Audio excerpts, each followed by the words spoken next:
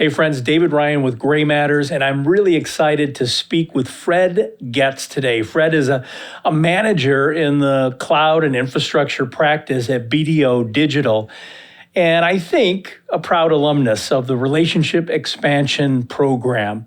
He's got extensive experience in managing and implementing cloud solutions, and he plays a crucial role in helping businesses optimize their operations through technology. His expertise in cloud strategy and infrastructure projects has been instrumental in driving significant improvements for his clients. Fred's dedication to leveraging technology for business growth makes him a valuable asset to the industry.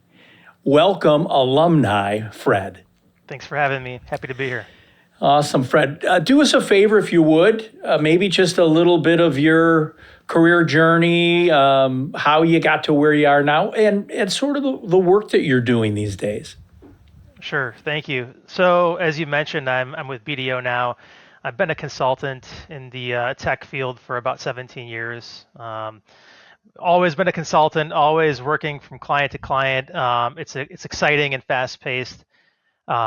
Always been on the technical side of things.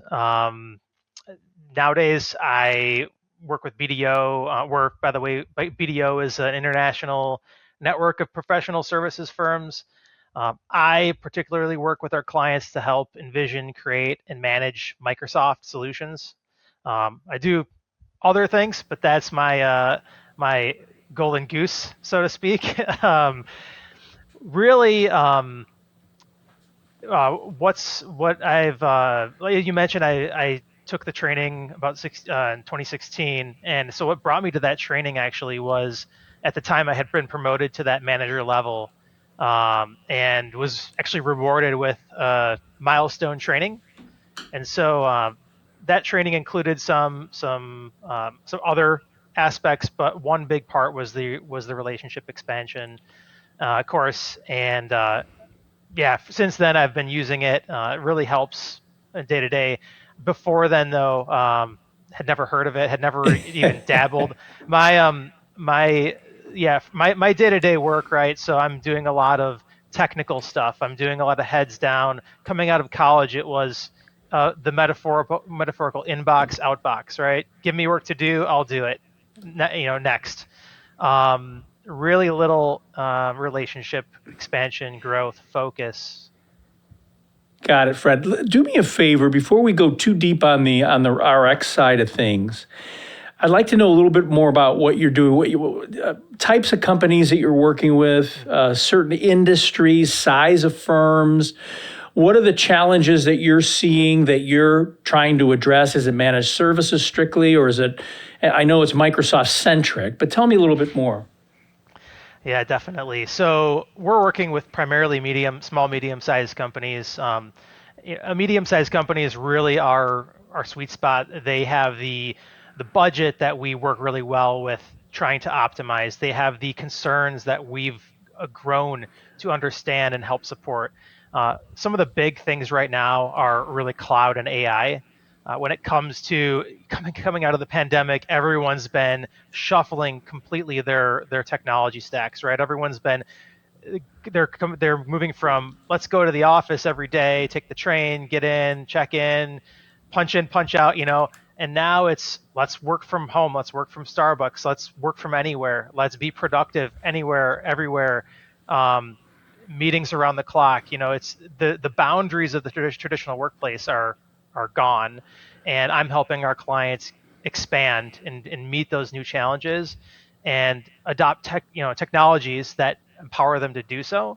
With those changes come a lot of questions around cost, budget. How do we start to pay for this? How do we track it? Is it successful? And also security, right? The more you expand your capabilities, the inherently less secure they become, Right. or at least the more controls you need to make sure they're secure. And so you're not putting your clients and your employees at risk. And so we really help to make sure, I help a lot to make sure that we're checking those boxes to keep things aligned and secure for the clients. So, Fred, you touched on a lot of things there. Are you bringing a team of individuals to the table, or are you Mm. kind of carrying that burden around all of those different, really strategic conversations that you're having? I have a team. I don't necessarily manage any one set of team members at this point in relation to the delivery of those things. We work really well across our different pillars, backgrounds, experiences to support each other. So when we have a client that has questions about something where I'm really strong, I have a lot of foundational experience, my team members will pull me in. They'll say, "Hey, Fred's the guy. You Yep. need him in this conversation. He knows exactly what to do and how to get there." Same with my teammates, right? I have some of the best, smartest minds in the industry on my team, and so I have a question, I have an answer within an hour because I can count on my team. Sure, sure.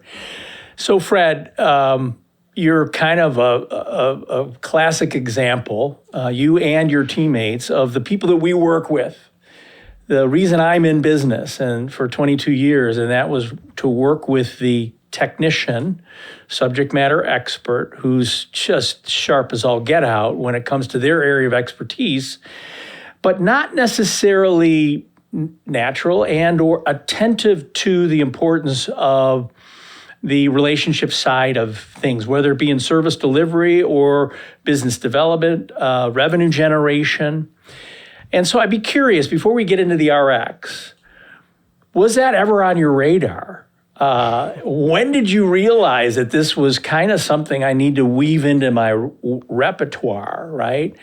Or was it never, or what has it always been on your radar? Help me understand that part.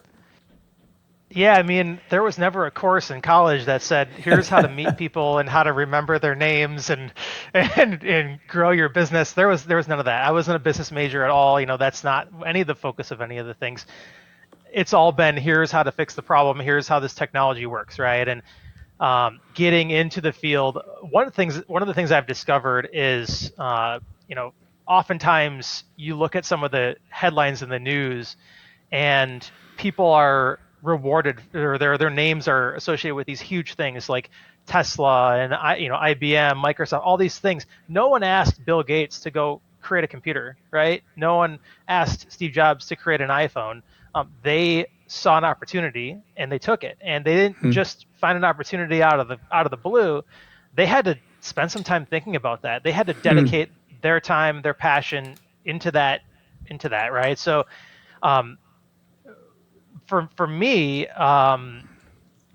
those things that we're talking about, these soft skills, the non-technical components, are things that no one asks you to do.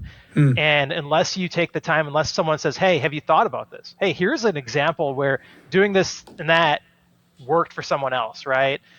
So through trainings, or through mentoring or other experiences, knowing someone who's been through something, who's tried something new and had a success in it, those are really the only organic ways to Sure. develop these. So really, yeah, like you mentioned, tech, being a heads down tech worker, I really had no influence, uh, no training or direction on some of these aspects.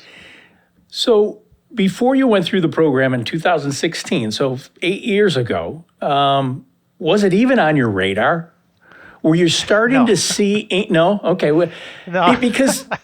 Because you would think that in your service delivery, maybe there were situations that popped up that said, "Hey, my technical chops are solid, but it ain't getting it done. There's some Right. other elements of what I'm bringing to the table that I have to do better on. Maybe it's the collaboration piece with my internal team. Maybe it's how I communicate with stakeholders on projects and get a point across to them." When did it start to kind of realize that there were some other things that we needed to be bringing to the table? I think it was really around, early on in pretty much everyone's career. You're looking at this fast-paced growth. Your goal is to become a CEO in 2 years, right? You want to get there. Um, and then you start to realize that the people that are making the decisions around promotions and hiring, they're looking at more than just what you bring to the table. They're looking at how you bring it. They're looking at your experience. They're looking at how you solve problems, how you communicate. More than just the technical, more than just the thing that's in your job description, right? Yeah. And so I think as I started to look for further promotion opportunities through my career, that's where I started to see more of a need. And that's when I started to notice that the people that were, getting up, raising themselves up levels in the organization, they had those types of skills. So when you start to realize that, being able to understand that and model some of that yourself, informally mentor or formally mentor with some of those people and understand what those skills are, how they work, how to apply them. That's when you can start to really be more effective. That's when you can go to pair the technical understanding with all the other soft skills. Really, in today's age, you've got to do everything. You've got to do really good at your core competency, but you have to do a little bit of everything else. You have to do a little bit Sure. of sales, a little bit of HR. You got to do a little bit of everything to be successful, and understand kind of some components of all of it. Well, Fred, let me just add. First of all, I love the fact that you saw the writing on the wall, okay, Mm-hmm. and recognize that being, I hate to say a one-trick pony, but being just technical, I'm employable. Is it going to give me job security? Maybe, maybe not. Maybe I get AI'd out the door or outsourced, or there's other things that we as technicians need to bring to the table that when we can begin to build the relationship elements, the lead generation, the revenue generation, and I can combine that with solid technical skills, I think I've solidified some level of job security, especially in these days when it's tough out there, right? Yeah. But also career advancement. You touched on it. How am I going to take the next step? I look like everybody else if I'm just technical. If I'm bringing more to the table, I can start to differentiate myself. So the fact that the writing was on the wall and you recognized it, and you started to maybe take some cues from mentors, other people who are modeling that's awesome. But then you actually had some more formal training around, and that was the moment that you were elevated at West Monroe. Was it to whatever level, director or whatever? But and so we came in and we did the RX program, and that's where you got kind of the full Monty of what it needs to look like. Now, it was not overwhelming. I hope you felt the same way. I try to be really light touch on the wheel when it comes to content, because this is basic blocking and tackling around relationship building. It's doing the little things better. It's not turning into a sales person, because most of you technicians don't want to be salespeople, right? Or perceived that way. But we got to get in the game and off the sidelines when it comes to building and nurturing relationships. So we did the program, Relationship Xpansion for Professionals, 2016. What were your takeaways from that? First of all, let me ask you this. When you were invited to the program, to the milestone program, you said there were several elements to it, but you saw the RX. What was your reaction?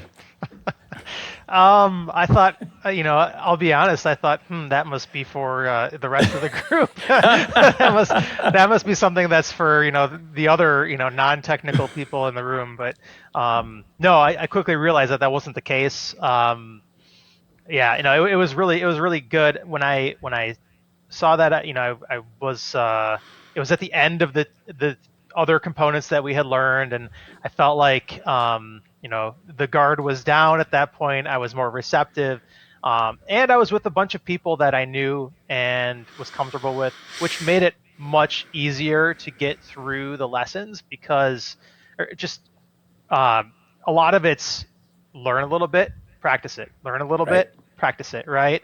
And it's not so comfortable to do that the first time with someone you don't know, right? Sure.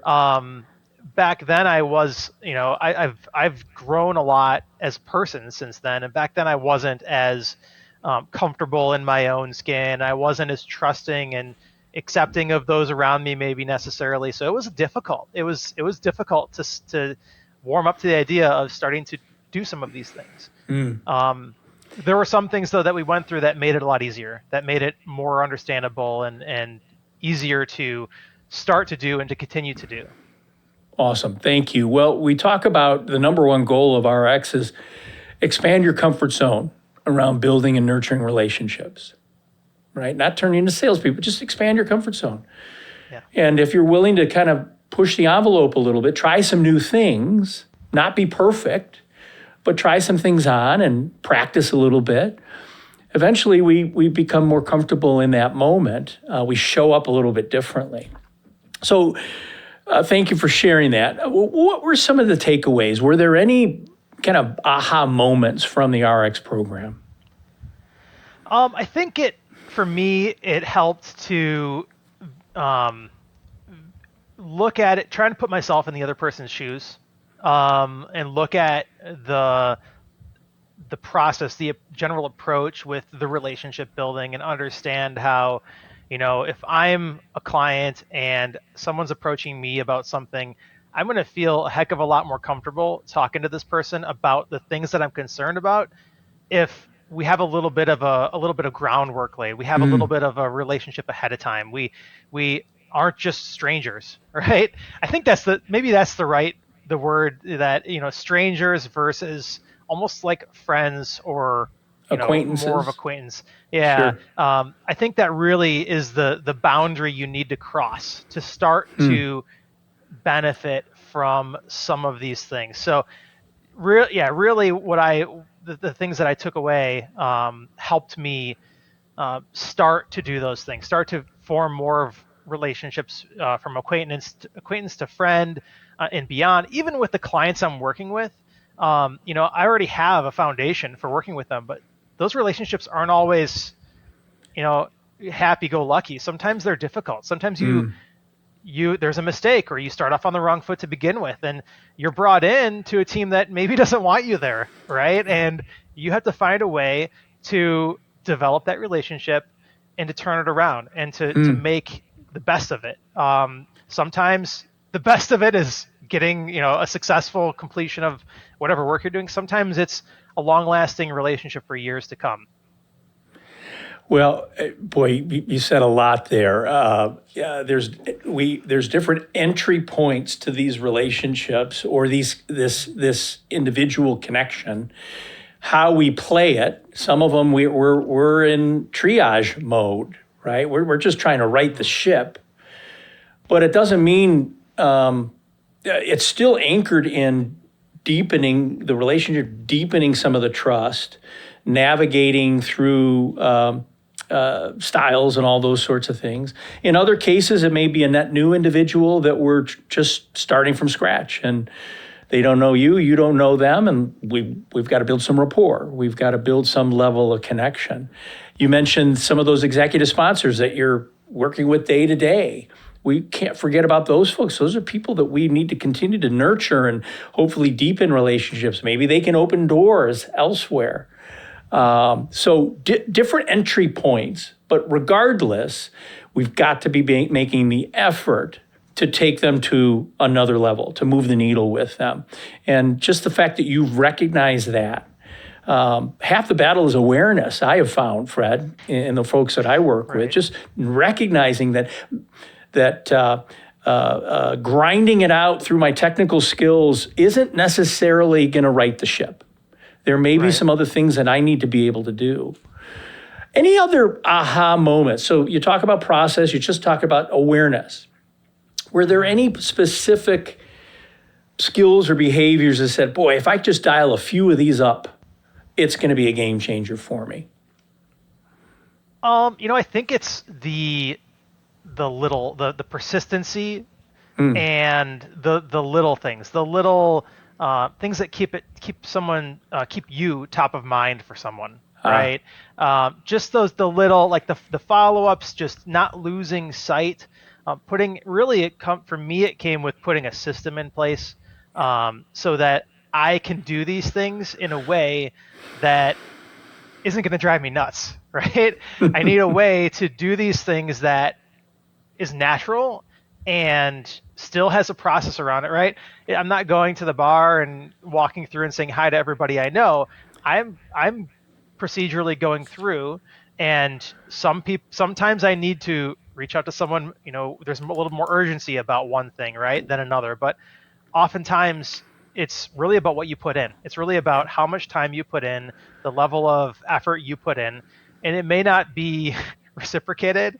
It probably won't be reciprocated every time, but when it is, it usually comes back when you need it in amazing ways. That's what I found. Thank you. I really appreciate that. And just recognizing we have to have a system, we have to have a process, we have to have a cadence for connection. What are you using as your system? Are you, I'd love to say, this is not a system. Having it up in our head, trying to keep it straight up in our head. That's not, are you using a CRM? Are you using Outlook? Is it an Excel spreadsheet? What is your system? I mean, I have an assortment of OneNote notes on relationships or clients. I've got my Outlook filled out to the T, right? I've used programs like task management programs to stay on top of things as well. Um, ultimately for me, it's I do a lot of informal, I'll just call it, LinkedIn surfing. And when I see something that, typically, if someone is valuing a program, if they're valuing outreach themselves, they're going to be much more likely to receive it, right? So I see someone on LinkedIn sharing some success of their company. They're going to listen to me if I reach out to them. They're engaging on this platform. I'm engaging on this platform. We have something in common already, right? I've used other techniques for the metaphorical cold call, right, to reach out to someone, a contact you have. It's very rare that I have to do that anymore. Honestly, everyone's details are searchable online. So I make sure when I meet someone, whether it's a client, a colleague, friend, I'm connecting with them Great. through some social network, some social site. LinkedIn is probably the number one thing, but that keeps the connection there. And then it's just a matter of keeping it live, feeding it like a goldfish, right? You have to be aware of it. And when you see an opportunity, when you see them asking a question, when you see something you have in common, reaching out, just maybe even adding a comment or clicking the like button. For the least you could do is click the thumbs up to let someone know that, hey, I'm here, you're there, remember me. Let's be just aware of each other. That's all it Great. is, honestly, is just being aware. So, Fred, you clearly have a system. You're leveraging LinkedIn. You're responding. You talked about LinkedIn surfing. It takes time, right? This takes time. Whenever I ask in my program, what stops you from getting out there into the market, building relationships, nurturing relationships? Time is the number one answer. I'm busy. I'm running with my hair on fire. I've got to bill 1,800 hours and client deliverables, and I have a life to live, and right. But you found the time. So I'd be curious. Maybe you could tell the listeners, it's taking time for you to, out of your billable work, all the other things, to go LinkedIn surfing. But somehow it's been justified in your mind that that's a worthwhile exercise. Talk about that, if you will. Definitely, and I think it's anything worthwhile. Like I mentioned, the Jobs and the Gates coming up with their ideas. No one said, hey, you need to, every 30 minutes or 30 minutes for every day, you need to work on developing this new product, right? I don't know what it is, but you got to come up with it. No one told them that. You've got to find things that you believe in that are going to help you, help your career, help your relationships, help everything, right? You just got to find those positive things and dedicate time to them. If that means a very common example is just training, right? You think about, being a tech guy, right? My company is going to say, hey, what's your certification goal this year? What are you going to train, right? They're telling me, hey, what that translates to is this year you need to spend 10 hours, 20 hours learning, taking an exam, getting a credential, etc. But no one's saying, hey, stay connected with the people you have in your life, right? Develop new connections, find common ground between these people, develop those relationships, and be able to leverage them if you need to, or be there to support the relationship if they need you, right? And so really it's finding a time, making time in your day. I will say the most productive time of my day is in the morning when I first log in. My mind is clear. I have no to-do list cycling up there. I can Yep. do whatever I want. And so I will pull up any communications I have, I'll pull up LinkedIn, and I'll spend 10, 15, 20, 30 minutes, depending on the day, just taking it in. I try not to read all the news stories that are um, trying to make things all extreme and grab your attention. I'll look for the stories, the genuine stories that people are telling about what they're doing, and I'll try and support it or at least understand it. But dedicating that time, that iteration to going through and doing it. And then if you can't do it, keeping it open in another browser window on your other screen so that, hey, I got a 15-minute break, my meeting ended early. Let's go back and get caught up on this thing, right? Sure. Let's see what that person was up to. Maybe you had a meeting and someone brought up a technology or a project you worked on and you were like, hey, I know we fixed that a couple years ago when I was working for this other company. I wonder if that person still works here. Let me get in touch with them. And that's where you need to have a process where you can go through and reach out. And you need to Yeah. have that solution in your pocket so you can bring it out when you need it. Boy, Fred, these are best practices that I think we can all learn from. And thank you for sure. Seriously, thank you for sharing. You've dedicated time, whether that be daily, and it doesn't have to be a fixed amount of time every time because it's going to dial up or dial down based on what's on your plate. But there is a commitment of some amount of time. And it's not a huge amount of time, right? There's enough there to be dangerous, to make you dangerous, to stay on people's radar. But you also have sort of that, I would almost call it that safety net where if you couldn't knock it all down, you got the browser open, I'll come back to it later. I hadn't really thought about that, but I love that. So you have a system, you have a process, you're dedicating time to go do it. How many times have you heard me say, the folks who are online right now listening, none of this happens by accident. We cannot cross our fingers and hope good things happen. We have to have a plan. We have to dedicate time. We have to have a more systematic approach. We have to leverage a technology of some kind to kind of get what's here into a system to hold us accountable. And when we do that, the odds of our executing are going to go up. And good things are going to happen. You hear me say it all the time. You never know how it's going to play out. But we won't know unless we put ourselves in those situations. And you've done that. I love it. Any other quick takeaways around learnings from the RX program? What I will, not necessarily, but what I will say is the same principles we're talking about here, putting things into action, having a plan, making time.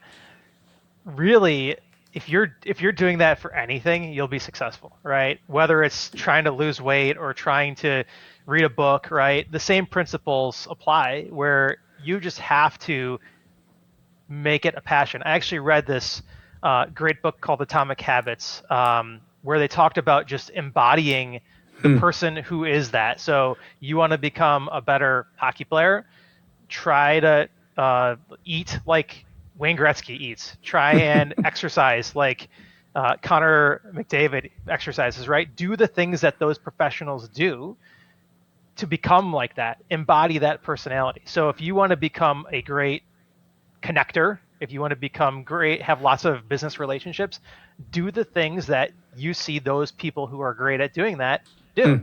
Emulate it, mentor it, take those lessons away and start to do them.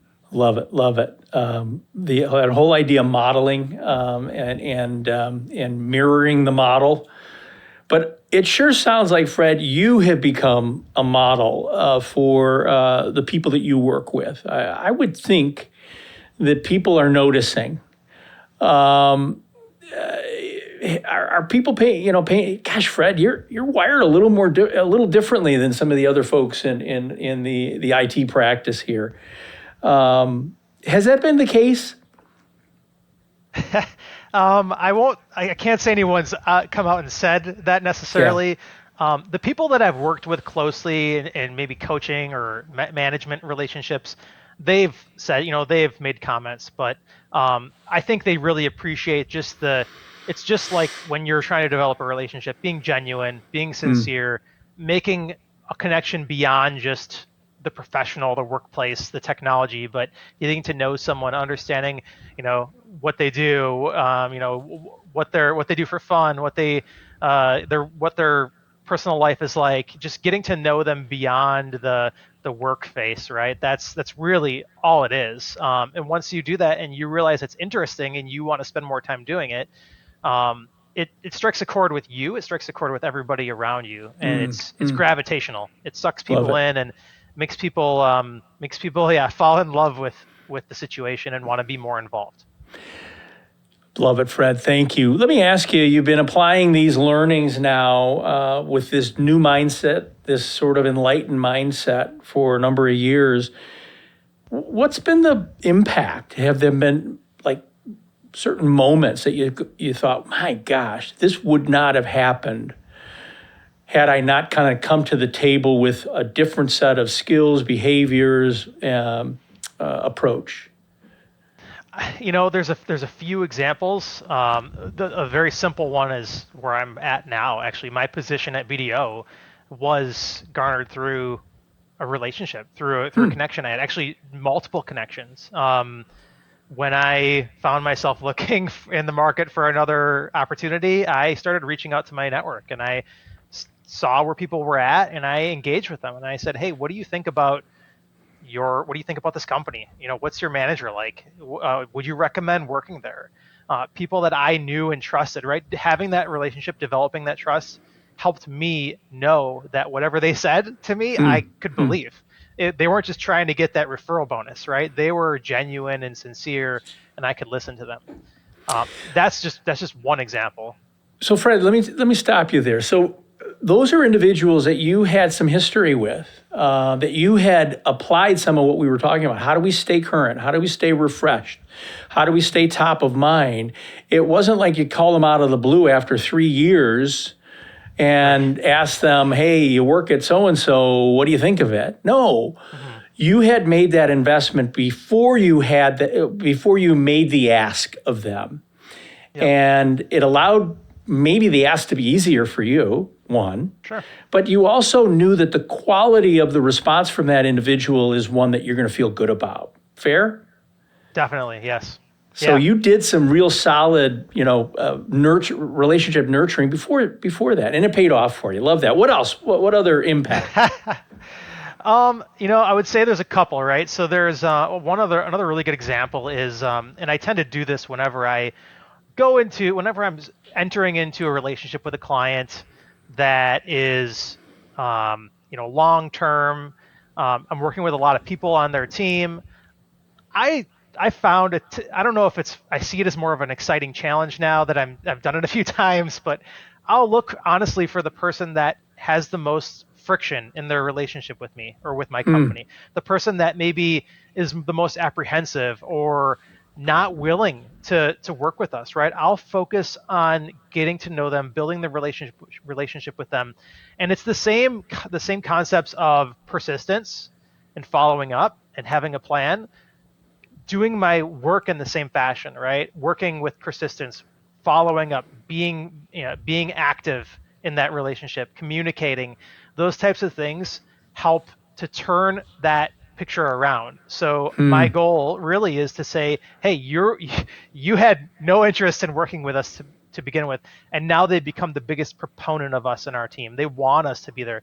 They miss us when we're gone, right? That's really what I'm shooting for in that situation. And having those skills to it's really tough sometimes to ask someone how their dog's doing when all they're doing is complaining about you.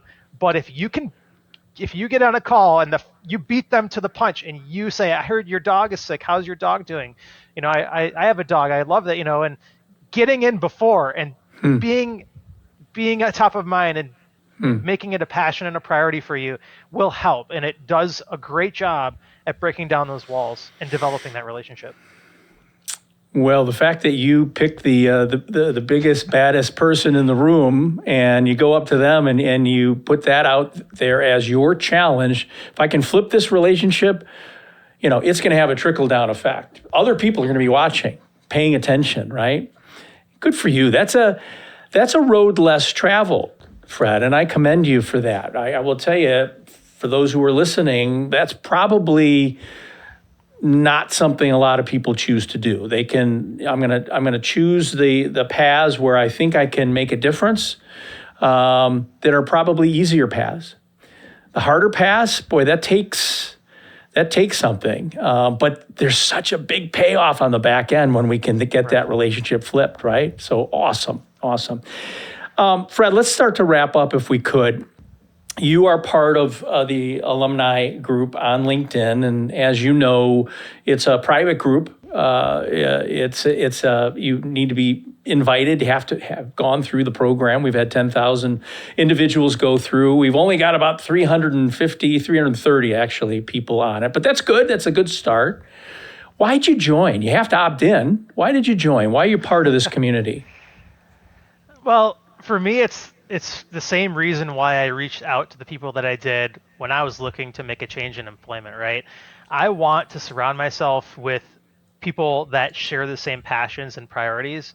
That's how you grow in life. You don't grow in your life by bringing people into your immediate surrounding that you don't want to be like, right? That's not a way to set yourself up for success.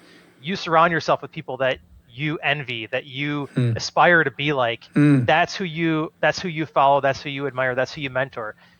This community of people have been through the same types of trainings. They have the same values. They've been taught the same things. And the fact that they're in the community tells me that they learn these things and they've learned that they work and they want to do it more. It's part of their life every day, right? And so if I need support, if I have a question, or if maybe someone needs that of me, I know we're all there in the same community and we can stay connected together. Wow. We're going to need to bottle that. I guess we did because we're on video. Fred, awesome. I can't thank you enough. My sincere appreciation for you spending, an hour of your time, and there was more than that, preparing for this and such. And I'm just really grateful. You've got other priorities. And for you to say yes to my invitation, not only to the broader group, but to be in on this conversation, I'm really, really appreciative. So I hope you found value. I hope the group found value from this. And Fred, I'm going to let you go, get back to billing your hours, but greatly appreciate it. Have a great day, pal. Take care. Of course. Thank you.